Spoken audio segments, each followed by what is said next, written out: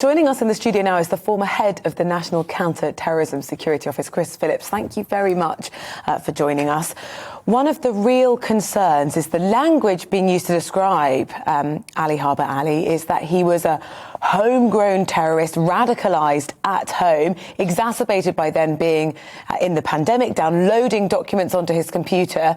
And this happened when there already had been alarms raised about him. Good morning, Rosie. Yes, absolutely. I mean, he's an ideal example of someone that's been radicalised at home.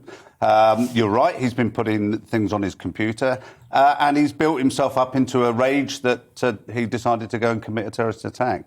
This is not unusual. I think there's a lot of people in the country like that, and that's the big concern. I mean, there's criticism, and understandably so, of the prevent strategy, which is meant to focus on people like this and obviously try to prevent them committing these sort of crimes. But as we often say, I guess, there is a lot of work done, but it only takes one bad actor to get through. Yeah, and this is the trouble, of course. Success is when no terrorist attacks happen. Failure is when one happens. And what we're seeing here is one person that got through the net. Of course, I think there are key issues wrong with the prevent strategy. But I think the strategy's right, but I think the tactics are probably not good enough. OK, so what needs to change? Well, at the moment, it's social worker-led, as an example, and I think it's too easy to believe someone that they're not.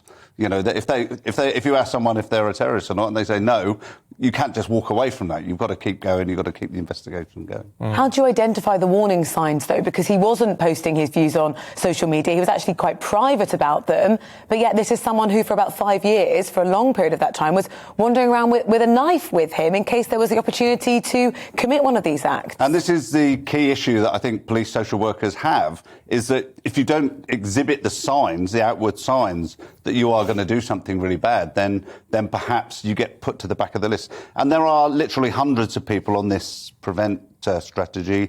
There's thousands of people that are of concern to the police. So they have to risk assess who is the most likely person to commit a terrorist attack at any given time.